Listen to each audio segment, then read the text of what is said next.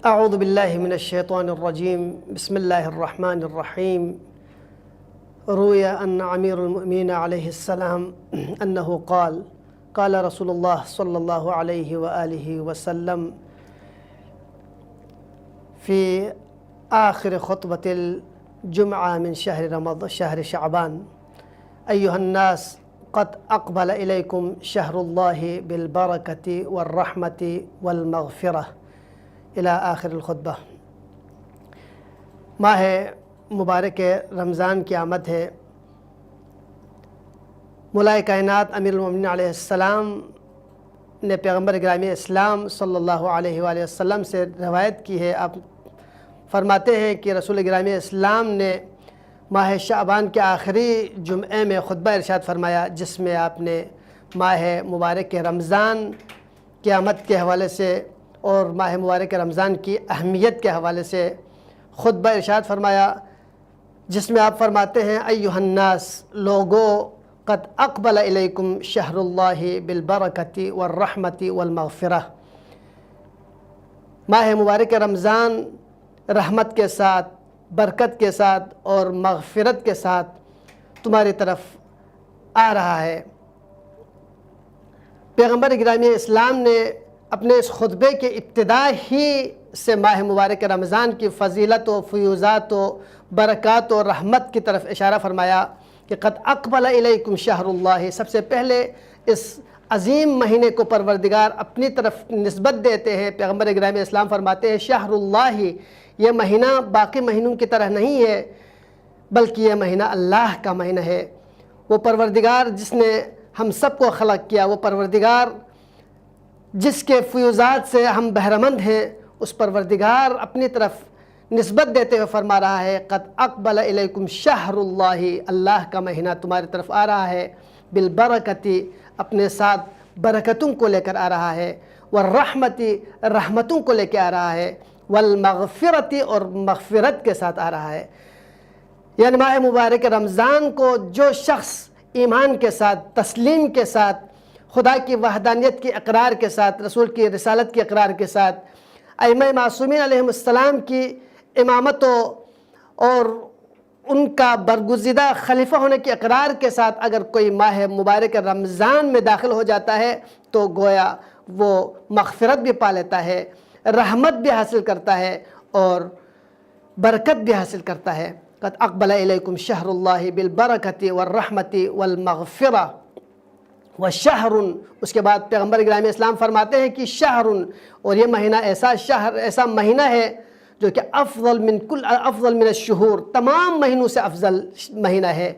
وَأَيَّامُهُ مِنْ أَفْضَلِ الْأَيَّامِ، اور ان کے جو دن ہوتے ہیں وہ تمام دنوں سے افضل ہے۔ سال کے باقی تمام مہینوں کے دن ایک سائڈ پہ رکھ دے اور ماہ مبارک رمضان کے دن کو ایک سائڈ پہ رکھ دے تو رب ذوالجلال کا حبیب ارشاد فرما رہا ہے کہ ماہ مبارک رمضان کے جو ایام ہیں وہ باقی تمام ایام سے بہتر ہے۔ وَلَيَالِهِ أَفْضَلُ اللَّيَالِي، اور ان کی جو راتیں ہیں وہ باقی تمام راتوں سے افضل ہے۔ کیوں نہ افضل ہو کہ وہ رات جس میں لیلۃ القدر شامل ہو، جس کے بارے میں رب ذوالجلال نے سورہ مبارکہ قدر میں ارشاد فرمایا اِنَّا أَنزَلْنَاهُ فِي لَيْلَةِ الْقَدْرِ لَيْلَةُ الْقَدْرِ خَيْرٌ مِّنْ أَلْفِ شَهْرٍ، یعنی ہزار راتوں سے افضل رات ماہ مبارک رمضان کے جو لیال قدر میں سے جو لیلۃ القدر ہے اس رات کو قرار دیا تو باقی راتیں بھی یقیناً بہتر ہی ہوں گے۔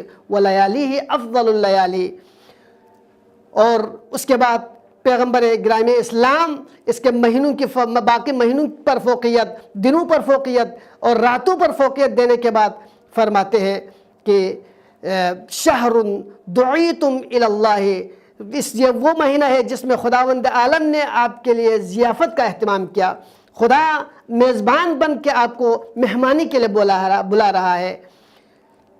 وَجُعِلْتُمْ فِيهِ، اور اس میں پروردگار آپ کو قرار دے رہا ہے، اہل قرار دے رہا ہے۔ کس چیز کے لیے؟ اہل الکرامتی، کرامت کا اہل قرار دے رہا ہے، عزت کا اہل قرار دے رہا ہے۔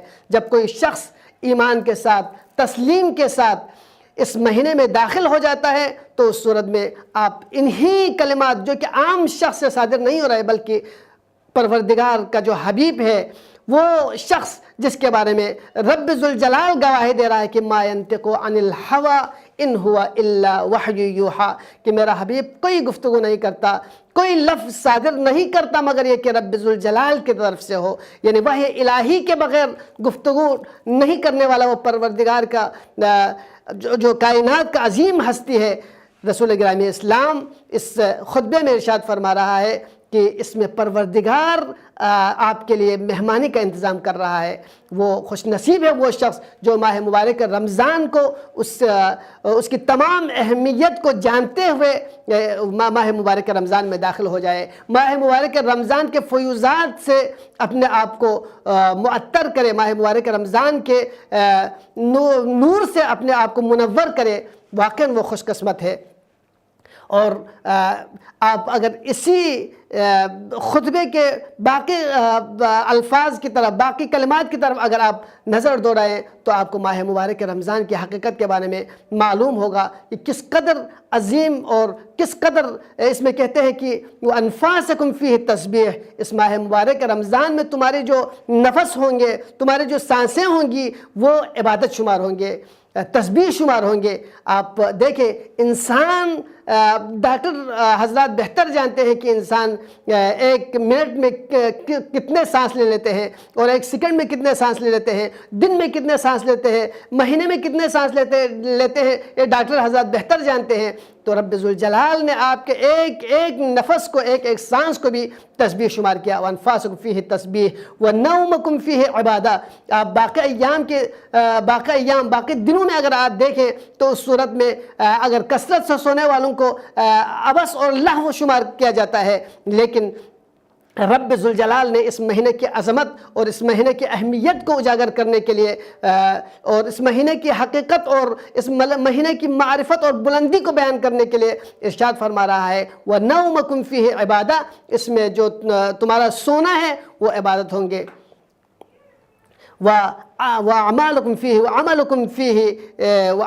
فِيهِ عبادہ، اور تمہارا جو عمل ہوں گے وہ عبادت شمار ہوں گے۔ آپ کے نفس کو تسبیح، آپ کے عمل کو عبادت، اور آپ کے وَدُعَاءُكُمْ فِيهِ مستجاب، اور تمہاری دعائیں مستجاب ہوں گے۔ لہٰذا خوش قسمت ہیں وہ اشخاص جو معرفت کے ساتھ اس مہینے کو درک کرے اور اس مہینے کا بھی حق ادا کرے۔ آپ دیکھیں اگر آپ کسی شخص کے ساتھ اگر آپ ملاقات کے لیے جاتے ہیں تو اس شخص کی اہمیت کو ملحوظ نظر رکھتے ہوئے آپ اس کی ملاقات کے لیے جاتے ہیں۔ اگر کوئی عام بندہ ہے تو آپ اس حساب سے اس کے دیدار کے لیے جاتا ہے۔ اگر کوئی زوار ہے تو آپ اس کی اہمیت کو مد نظر رکھتے ہوئے اس سے ملاقات کے لیے اپنے خاص انداز سے جاتے ہیں۔ اگر کوئی حج سے واپس آ جاتے ہیں تو آپ اس حساب سے اس کے استقبال کرتے ہیں اور اس کے ساتھ ملتے ہیں۔ اگر کوئی دینی شخصیت ہے تو آپ اس حساب سے اپنے آپ کو آمادہ کر کے چلا جاتا ہے۔ لہٰذا یہ ماہ مبارک رمضان بھی اسی اہمیت اور انہی منزلت کو آپ ملحوظ نظر رکھتے ہوئے جو منزلت رسول گرامی اسلام نے ماہ مبارک رمضان کے لیے دی ہے، رب ذوالجلال نے اپنے مہینہ کہہ کے جسے فوقیت دی ہے، اسی حساب سے آپ بھی ماہ مبارک رمضان اور ہمیں بھی چاہے کہ ماہ مبارک رمضان کا استقبال کریں۔ رب ذوالجلال کی بارگاہ میں دعا گو ہیں پروردگار ہمیں معرفت کے ساتھ، ایمان کے ساتھ اور حقیقت کو درک کرتے ہوئے ماہ مبارک کے رمضان کی استقبال کرنے کی توفیق عطا فرما۔ والسلام علیکم ورحمۃ اللہ وبرکاتہ۔